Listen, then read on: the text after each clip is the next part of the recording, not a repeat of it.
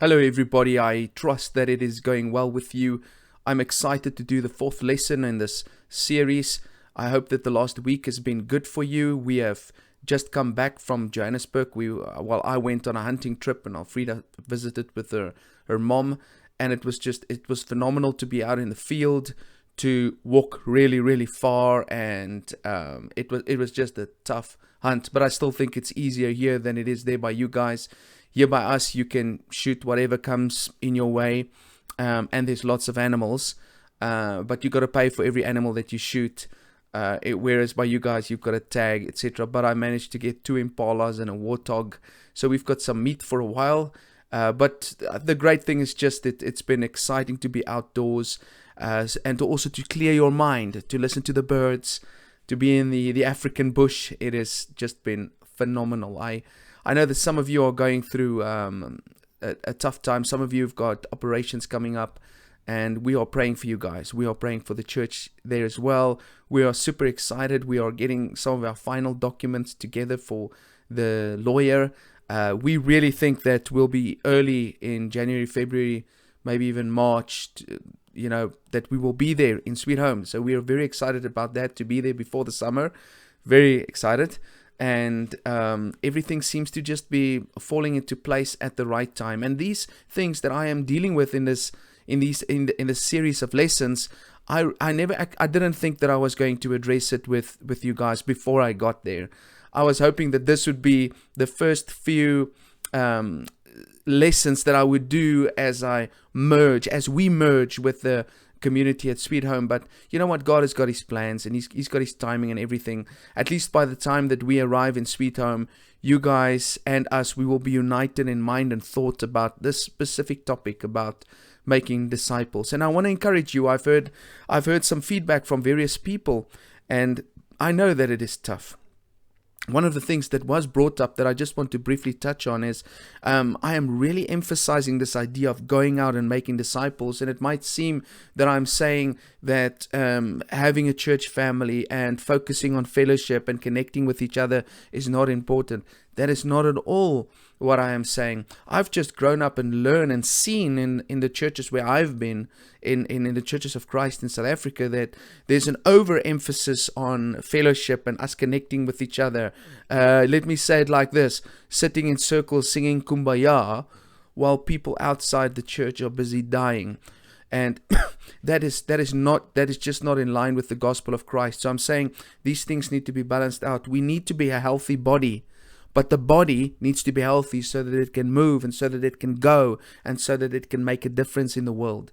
The reason why I want a healthy body is so that I can do stuff, right?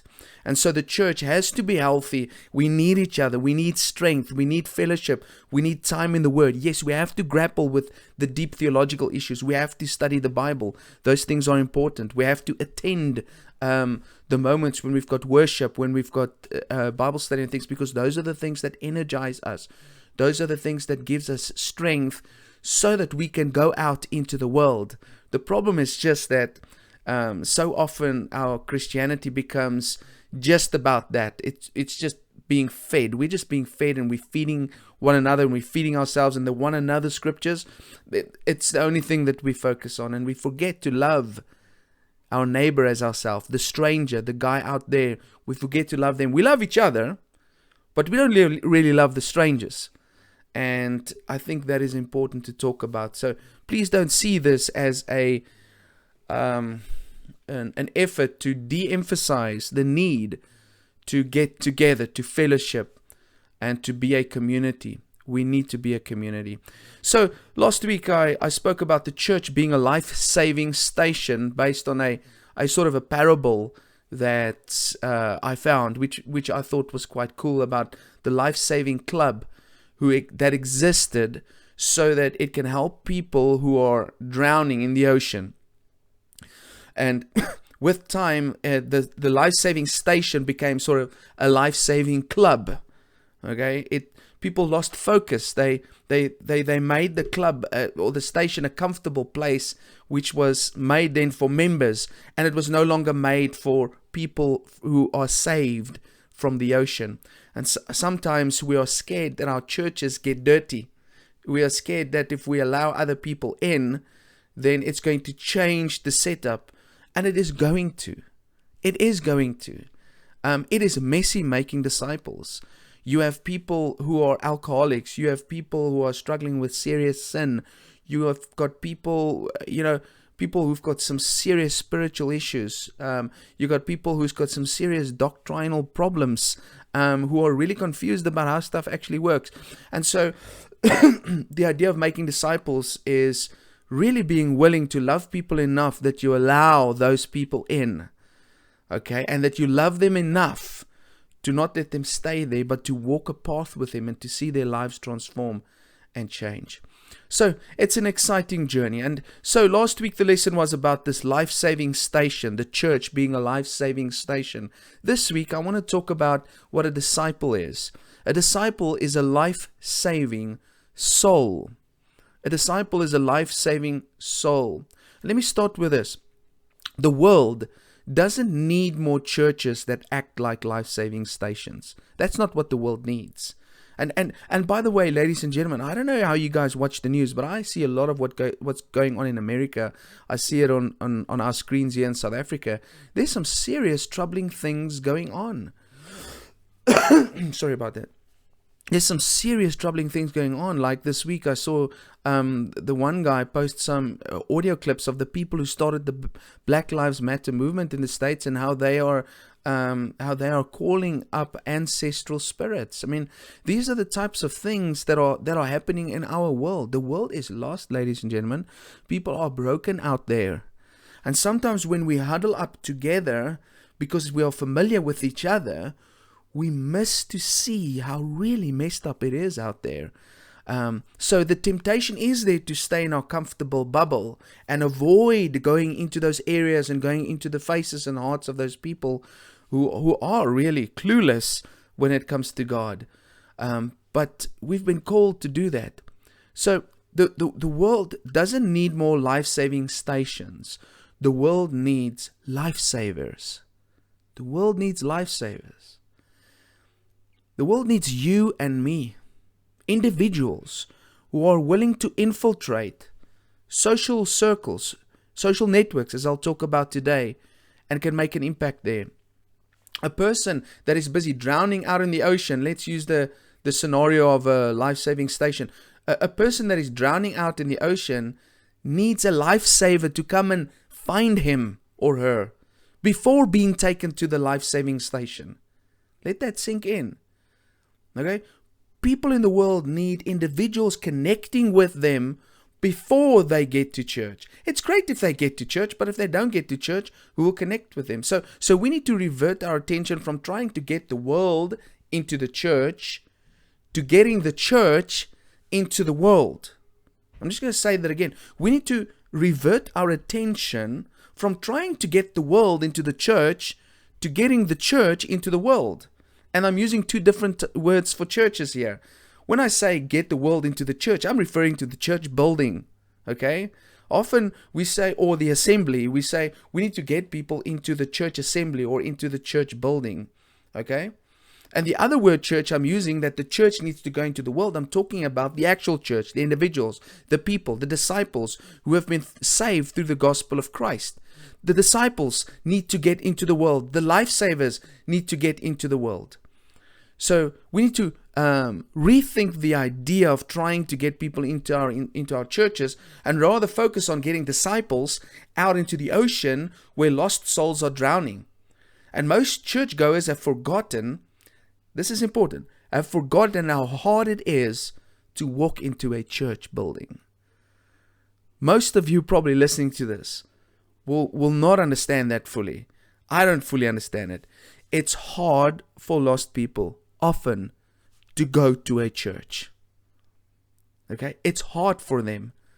Okay, most churchgoers have become accustomed to the comfort and the safety and the selfishness of the church environment. They feel comfortable going to church and they can't understand why my neighbor doesn't want to go to church. It's hard for those people. And I haven't been there in my lifetime, but I've met many people who would any day talk about God, but they really struggle going to church. They would come to your lounge, but they would struggle to go to church. Okay? Now, if people don't make it into our church buildings, then they die outside. That's how much of Christianity is set up. If they don't make it into the church building, they die outside. So we must go out to where they are. Lead them, guide them, walk with them in their lives, and eventually they can make it to the church. All right, so we can't wait just for people to rock up a church before we teach them about Christ. On May 16, 1998, a 15-year-old boy by the name of Christopher Searcy, I think this was in Chicago, he was busy playing basketball with his friends outside in the court in the neighborhood. And I think it was a stray bullet that hit him and shot him in the stomach.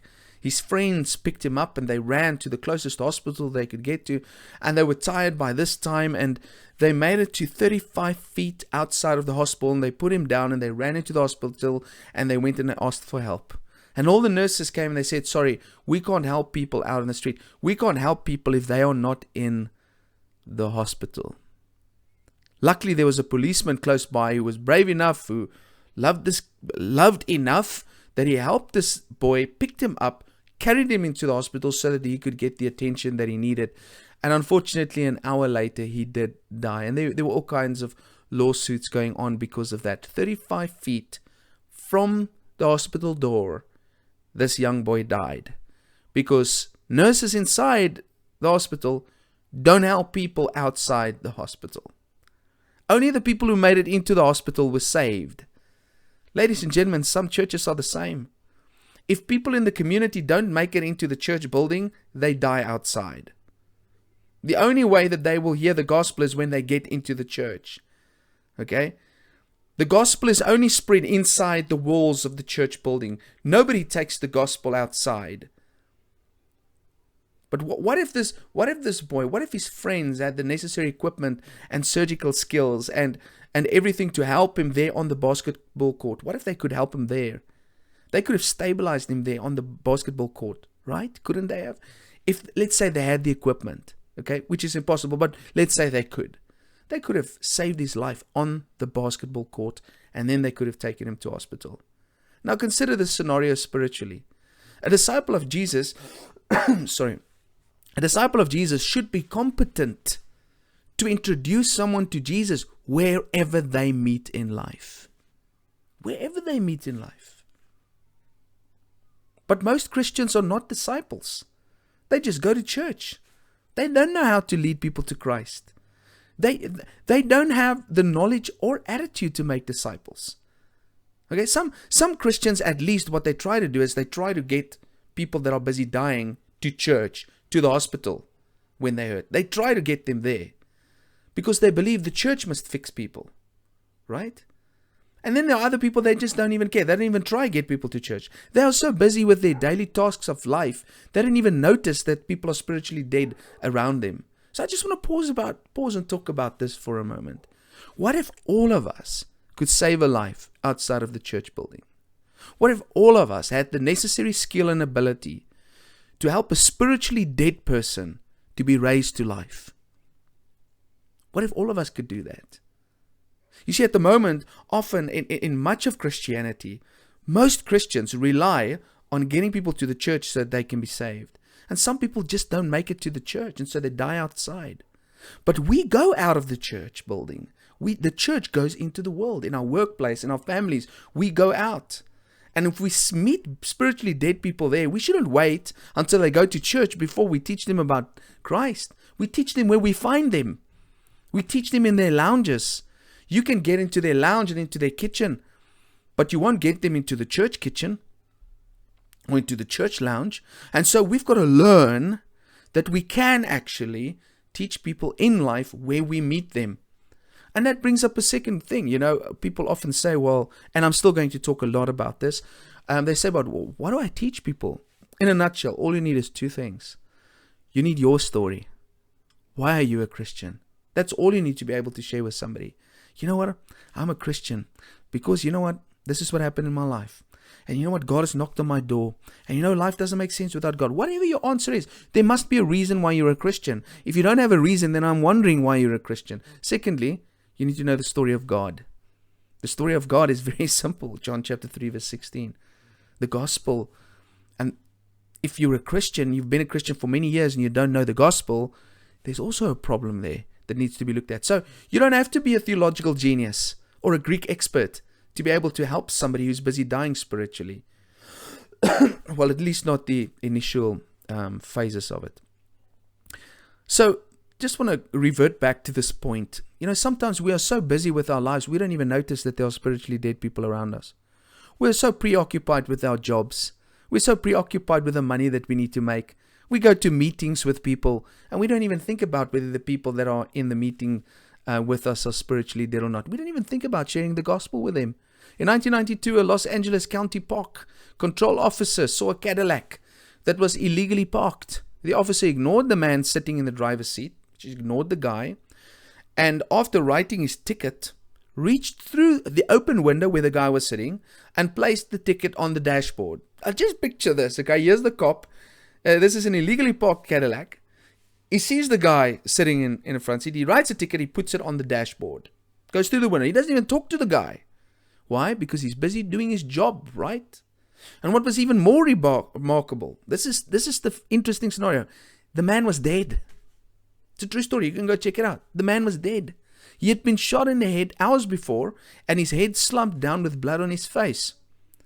The officer was so preoccupied that he did not notice this, and he drove away. He gave a ticket. He didn't even notice the guy was dead. I think the lesson is quite clear. We are so preoccupied sometimes with our daily lives that we hardly even consider who is lost and who is not. We walk straight past dead people, spiritually dead people, like this policeman. We're supposed to serve society, it's true. But often our judgment of them takes precedence over our compassion for them, and we miss reaching out to them. That's what happened in this policeman's mind. He didn't even care about this guy. He's just like, you're wrong. You are parked here with your Cadillac. That's what was going on in his mind. He didn't even think about this guy's condition. Meanwhile, he was dead. Sometimes we feel the same about sinners. Well, you're an alcoholic, or you're a druggie, or you're this, or you're that. We've got preconceived ideas about people. We don't really consider their spiritual state because we've already made judgments about them. And so we move on from them. The truth is that we as individual followers of Christ have a great responsibility to reach people. And we have the ability to do so. We don't need theological degrees to reach people. We just need Christ's heart. And if a person is genuinely converted by the gospel of Christ, he can share that gospel with anyone. The church that we read about in the Bible grew exponentially. When we scan through the book of Acts, we see that the Jesus movement grew from 12 to 120 to 3,000 on the day of Pentecost, and within a short space of time to about 50,000 new disciples. So about 30 years from the birth of the church, Paul writes to the Colossian people, the Colossian church in Colossians 1 and verse 23, that's about 30 years later, and he wrote to them and he said that the whole known world, in his understanding, the whole known world had heard about the gospel of Christ. How did this phenomenal growth happen? In 33 AD, nobody is really following Jesus except the 12 disciples. 30 years later, the whole known world had heard about Christ and thousands of people had come to know him. How did the first century church grow like that? I don't know what it is tonight. I would like you to turn to the book of Acts if you do have your Bible with you. Otherwise, you could just listen and go read it when we get home. But the book of Acts in chapter 8 gives us a very, very good answer. There was a great persecution that had broken out in Jerusalem. The disciples were dragged off. This was after Saul made sure that Stephen was stoned to death. And so disciples were dragged off and they were thrown into prison. And the result of this was, in Acts chapter 8 verse 1, that all except, listen carefully, the apostles were scattered throughout Judea and Samaria. Okay, so there's a persecution. The whole church, the text says the whole church, all except the apostles were scattered throughout Samaria. 3 verses later, we read in verse 4, those who had been scattered preached the word wherever they went. So I hope you're getting that. Now, wait a minute. Let's just think about this. All the church leaders and the preachers stayed behind in Jerusalem while the ordinary churchgoers spread the gospel into Samaria and Judea. Yes, the church leaders stayed behind in Jerusalem. The ordinary church people, let's call them the pew sitters, they spread the gospel as they went into the world. That is what happened. Ordinary people like you and me could do it. Ordinary disciples of Jesus participated in the spread of the gospel into the known world. Of course, there were great evangelists and missionaries like Paul and Barnabas and Silas, but their presence in the ancient world did not stop ordinary disciples of Jesus to speak to their neighbors and other strangers about Christ. Ladies and gentlemen, the best way to reach every corner of known civilization was for each person to reach a person. Each person with a mouth could reach a person with the gospel. The gospel spread because everyone was a messenger. And now I don't believe it's necessary to qualify, but think about it. Why do pyramid schemes work, ladies and gentlemen? Why do they work? It's God's design of evangelizing the world.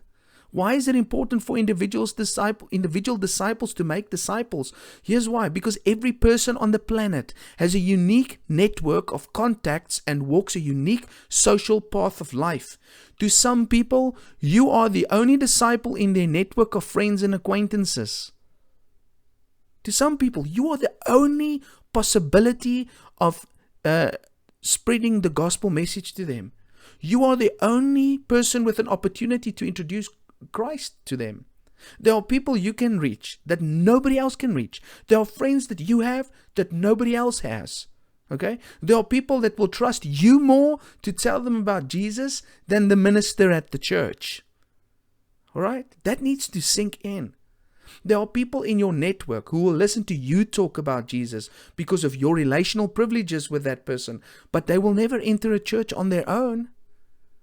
The preacher at the church doesn't have access to your network. Only you do. You've been uniquely positioned by God. Let's say, for example, I'm in Sweet Home now. I would love to talk to all the people in everybody's networks at the church.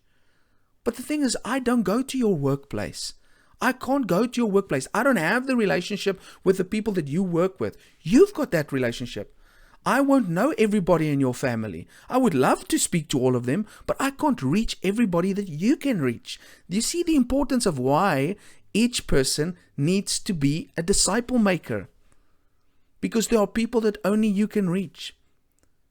The preacher at the church cannot move where every church member moves during the week to make potential contact with people in their lives.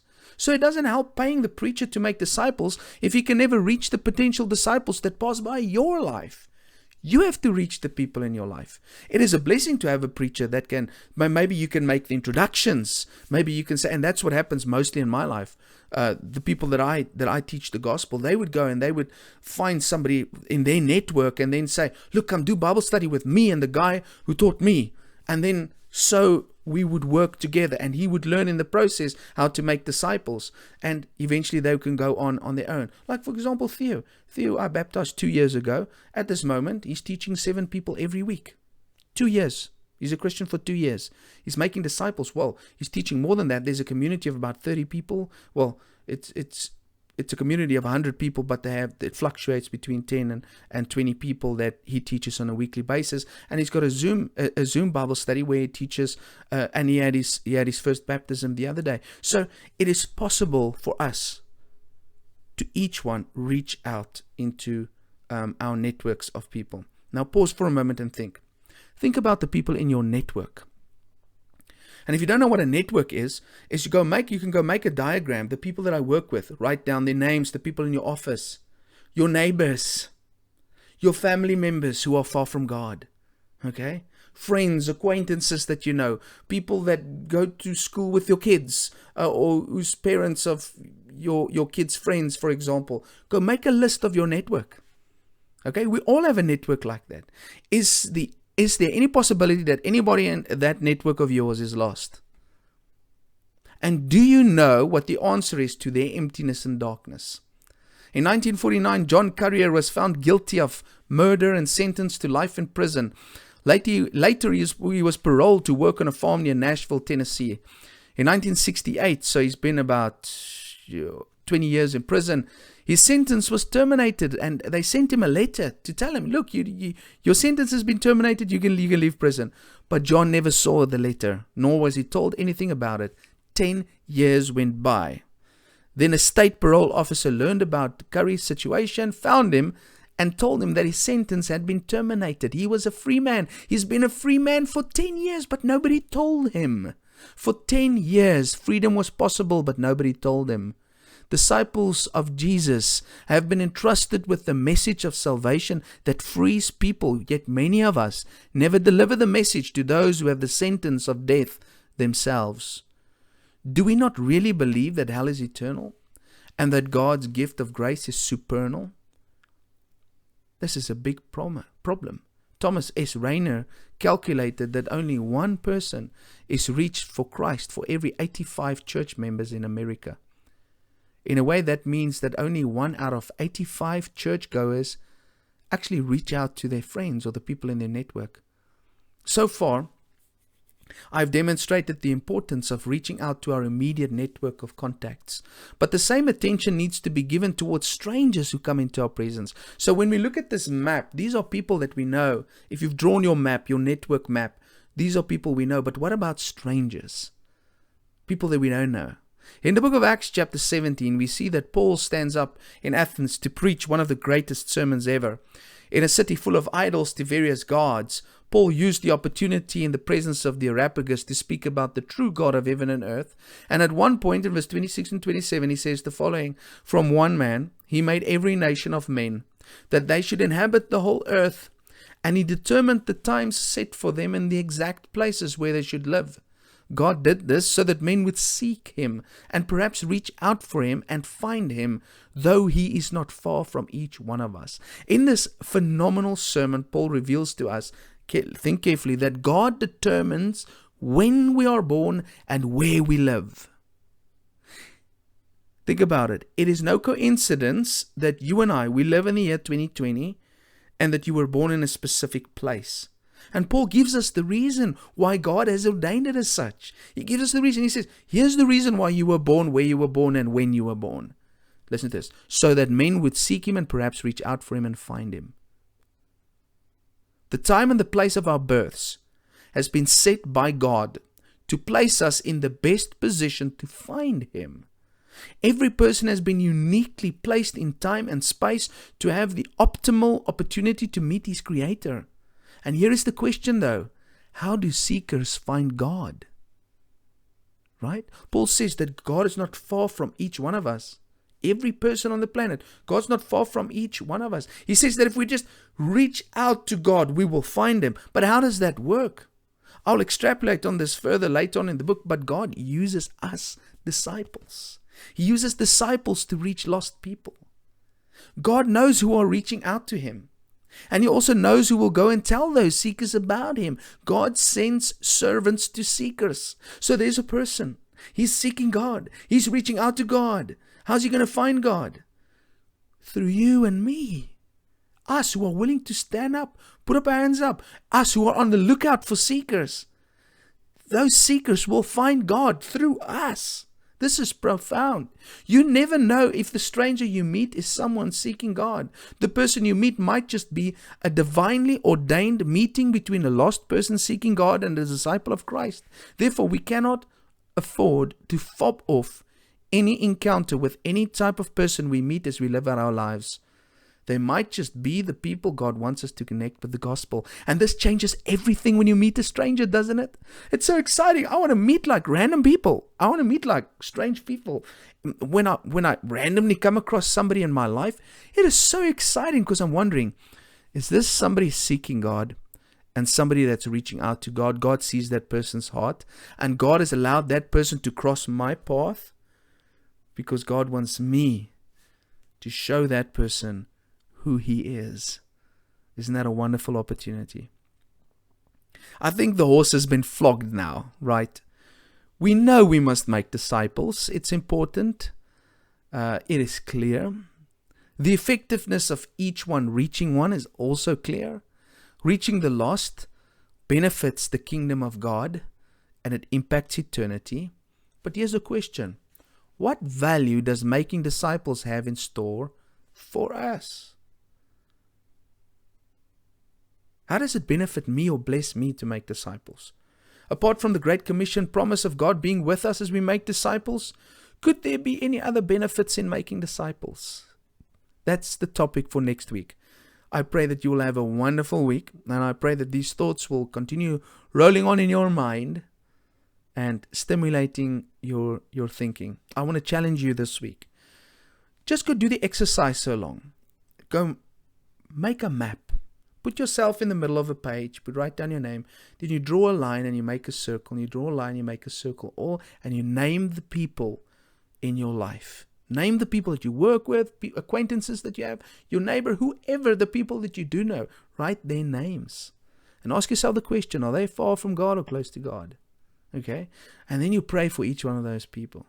And you ask God, you say, Lord, if any of these people need you, is looking for you, is possibly on the edge of a meltdown, I want to ask you, God, to use me to reach out to them in a special way, and that you'd equip me to be a blessing to them, and perhaps even have the opportunity to share the gospel with them. And then you ask God to guide it, and I promise you, it will get interesting. It will get interesting. So God bless you. Have a super week. Bye-bye.